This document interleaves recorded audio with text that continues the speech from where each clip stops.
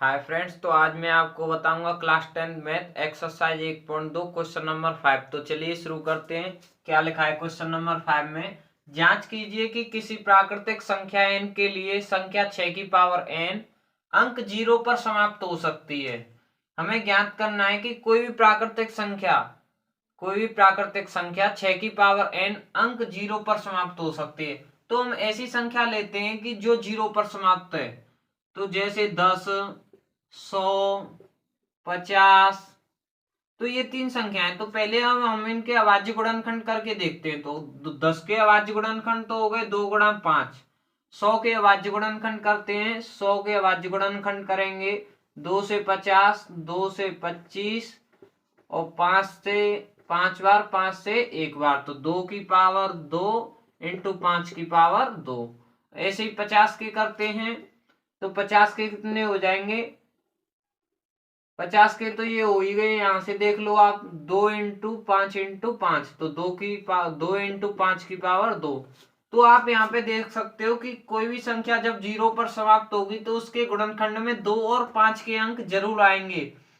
जब कोई संख्या 0 पर समाप्त होगी तो उसके गुणनखंड में 2 और 5 के गुणनखंड अवश्य आएंगे। देखिए, आप 50 में भी आ रहे हैं, आप किसी भी संख्या का कर लीजिए, परंतु 2 और 5 की संख्या जरूर आएगी अगर वो संख्या 0 पर समाप्त है। और 6 की पावर n का गुणनखंड हम करते हैं। 6 की पावर n का जब हम गुणनखंड करते हैं तो 2 की पावर n इंटू 3 की पावर n आता है। तो इसमें 5 का अंक नहीं आ रहा है, 2 का तो आ रहा है लेकिन 5 का नहीं आ रहा है, इसलिए यह संख्या 0 पर समाप्त नहीं हो सकती। अतः हम कह सकते हैं, अतः किसी भी संख्या n के लिए संख्या 6 की पावर n अंक 0 पर समाप्त नहीं होगी। आपको पता चल गया होगा क्यों नहीं समाप्त होगी? क्योंकि इसमें 2 का तो गुणनखंड आ रहा है लेकिन 5 का नहीं आ रहा है। और जो संख्या 0 पर समाप्त होती है उसमें 2 और 5 के दोनों गुणनखंड आते हैं। तो चलिए अगले सवाल की ओर चलते हैं। अगला सवाल क्या है? व्याख्या कीजिए कि 7 गुणा 11 गुणा 13 प्लस 13 और 7 गुणा 6 गुणा 5 गुणा 4 गुणा 3 गुणा 2 गुणा 1 प्लस 5 भाज्य संख्याएं क्यों है? तो छठवां क्वेश्चन है आपका। तो कौन सी संख्या दे रखी है? 7 गुणा 11 गुणा 13 गुणा 7 गुणा 11 गुणा 13 प्लस 13। ये संख्या भाज्य संख्या है। बतानी है आपको भाज्य है तो क्यों है? तो हम मान लेते हैं इस संख्या को कि माना ये संख्या a है। किसके बराबर है? a के बराबर है।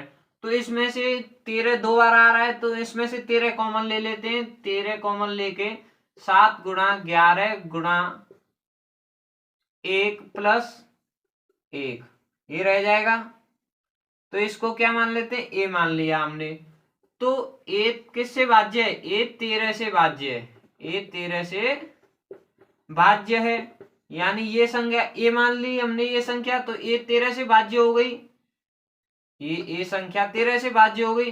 तो हम कह सकते हैं तो यह संख्या भाज्य संख्या है। इसी प्रकार दूसरी संख्या क्या है? दूसरी संख्या है 7 गुणा 6 गुणा 5 7 गुणा 6 गुणा 5 गुणा 7 गुणा 6 गुणा 5 गुणा 4 गुणा 3 गुणा 4 गुणा 3 गुणा 2 गुणा 1 प्लस 5। तो इसको हम भी मान लेते हैं। अब भी मान लेते हैं तो अब इसमें से हम 5 कॉमन ले लेते हैं। तो 5 कॉमन लेंगे तो 7 गुणा 6 गुणा 4 गुणा 3 गुणा 2 गुणा 1 प्लस 1 बचेगा। तो b किससे भाज्य हो गया? 5 से भाज्य हो गया। b क्या माना था हमने? ये पूरी संख्या मानी थी। अब b किससे भाज्य हो गया? b 5 से भाज्य हो गया। अतः हम कह सकते हैं, अतः यह संख्या भाज्य संख्या होगी। भाज्य संख्या होगी। अगला सवाल क्या है? चलिए देखते हैं। अगला सवाल है, किसी खेल के मैदान के चारों ओर एक वृत्ताकार पथ है। कोई खेल का मैदान है, उसके चारों ओर एक वृत्ताकार पथ है। इस मैदान का एक चक्कर लगाने में सोनिया को 18 मिनट लगती हैं।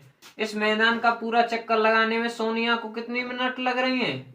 सोनिया को 18 मिनट लगती हैं। कितनी मिनट? 18 मिनट लगती हैं। 18 मिनट लगते हैं। जबकि इसी मैदान का चक्कर लगाने में रवि को 12 मिनट लगते हैं। अब इसी मैदान का चक्कर लगाने में रवि को कितने मिनट लग रहे हैं? रवि को लग रहे हैं 12 मिनट। कितने मिनट लग रहे हैं? 12 मिनट। तो रवि को 12 मिनट लगते हैं। मान लीजिए वे दोनों एक ही स्थान से चलना प्रारंभ करते हैं, तो वह कितने समय बाद वे पुनः प्रारंभिक स्थान पर मिलेंगे? तो कितने समय बाद वे पुनः प्रारंभिक स्थान पर मिलेंगे? मान लिया कि पहला चक्कर सोनिया ने 18 मिनट में लगाया तथा रवि ने कितने मिनट में लगाया? पहला चक्कर सोनिया ने 18 मिनट में लगाया, रवि ने 12 मिनट में लगाया। दूसरा चक्कर सोनिया ने 36 मिनट में लगाया, रवि ने 24 मिनट में लगाया। अब रवि ने तीसरा चक्कर 36 मिनट में लगाया।